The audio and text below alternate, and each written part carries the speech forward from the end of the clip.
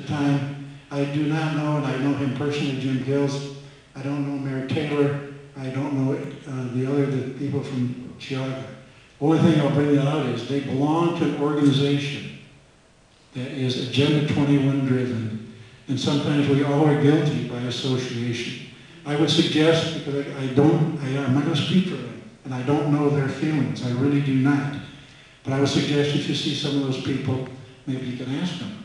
I've done that many, many times to a lot of people. Some of those up there, I personally talked to every one of the Concord Township 3 commissioners, and I know where they stand. One thing, Mary has been beaten in the primaries, and I don't know if that's good or bad. This organization is huge, and it's driven by people that are not ones that we would enjoy having around. The Northeast Sustainable Communities Consortium, my wife made me look that up because I've heard it both ways. The NEOSCC, okay, again, 12 counties.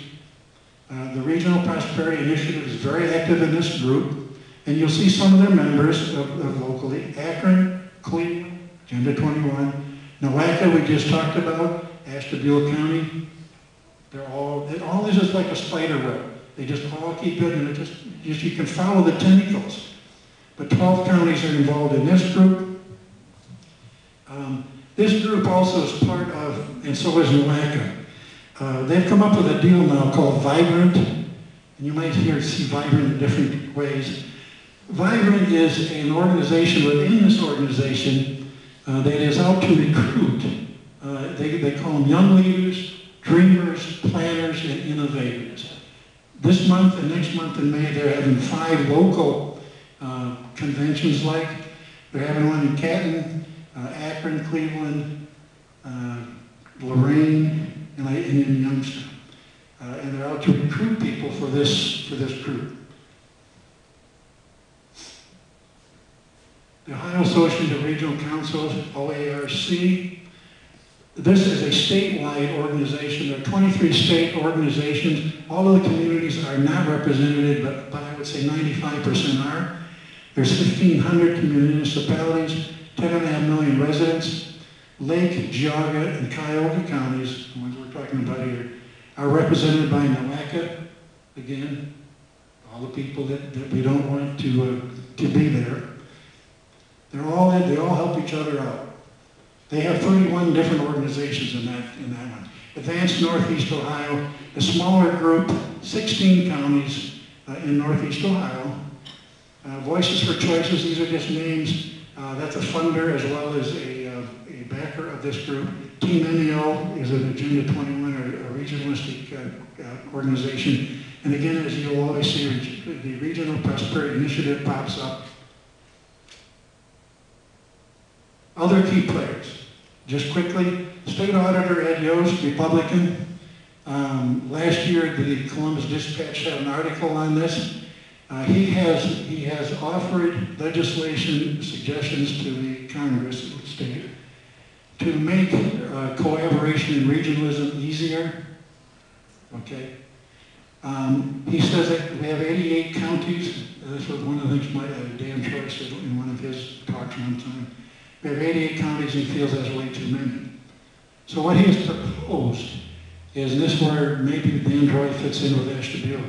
He has proposed that in a community, if 2/3, 2 out of 3 of the commissioners vote to collaborate or to join each other, that can happen. That's what he's proposing happens. Let me just tell you what can happen in that scenario. If you take Cuyahoga County, and if you were to take Lake County, where I'm sure 2 of the 3 would vote to do it, you could see a combination of Cuyahoga County and Lake County without ever a vote of the people in this room. Ever. Can happen. You could take Ashtabula, very liberal, very democratic, I don't mean that from a political standpoint, but very liberal, okay? They have 2 of their 3 commissioners were to vote with 2 of the 3 commissioners from Lake County. Again, you'd have the same scenario. It's possible that under this, with no vote of you people in this room, Cuyahoga, I won't speak for Jaga because I don't know for sure those commissioners where they stand. But you can have Cuyahoga, Lake, and Ashtabula County easily one form of government, and you'll never have a vote. That's it. That is the recommendations right now before our House. House Bill 156. House Bill 156 was a budget bill last year, sponsored by 22 Republicans, passed 59 to 40. In that bill is what is Section 118, and why this would be in a budget bill is beyond me. Section 118 just quickly would tell you that under certain conditions, financial really is the big ones, that the state and a judge can come in and dissolve a township of 5,000 people or less. No vote of the people. What happens to those people? They can dissolve it. Now, yes, there has to be certain conditions, but there's no input from anybody on how that can happen. The reason I think they selected 5,000 people, in our state, one of the things that stops some of the regionalism is the Home Rule Act, and that says that every municipality, city, whatever, 5,000 people or more have a right under our Constitution of Ohio to be self-governed. So I don't think it's a coincidence they picked that number. But let me just give you one quick example. Mentor on the Lake. Some of the research I've done says they have just over 5,000 people. Are they going to be the next? Is it going to go to cities? I'm not sure. And why it was hidden in that bill, again, I'm not sure, but I guess that's what sometimes happens. What can we do? Removal from the United Nations, that's hard for us to do, but you can back that. There are two of our presidential primary Republican candidates who have spoken about getting out of the United Nations, and they're gaining more and more support in the legislation. Newt Gingrich is one of those who, in fact, has talked about Agenda 21. Glenn Beck has talked about Agenda 21. There's a lot of people now starting to push this thing. The American Restitution Act, this again is a federal bill, 1146. This is the second time this has been put forward. This is put forward by Ron Paul in 2011. And that would restore again the fact that we go back to the Constitution and what it stands for, and we are not be part of Agenda 21.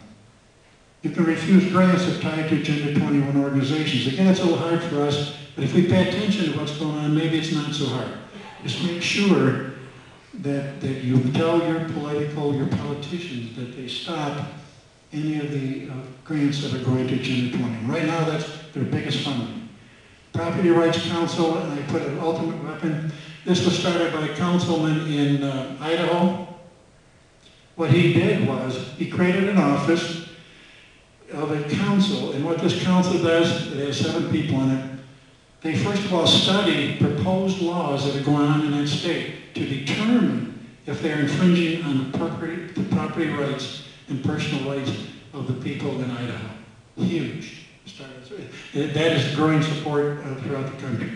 That council also, you as a citizen feels you have been wronged or are going to be wronged, you can go to this council and they have the power to determine whether that's right or wrong. That to me is a terrific weapon. Do not let elected officials enter a plan with no way to repeal.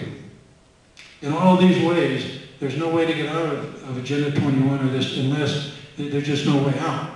So make sure that there's a plan or a way to escape if all of a sudden you say, hey, I don't want this anymore. Self-education, I'm a firm believer that knowledge is power. Hopefully I can pass on some of that. Ohio sovereignty, there's 2 different groups right now that are pushing for Ohio sovereignty. Many states are doing this. That is a way that you can make sure and try to stop this happening. It must be defeated at the local level. I hope by giving you enough examples of what's going on locally in all these organizations that you have to realize that the goal of Agenda 21 was to now get people locally and get that going first. And so we need to defeat it at that level. School boards. Everybody can be elected to a school board, but you can see what's going on in your schools and your children's schools. My wife and I, even as grandparents, have done that with our grandkids and their parents.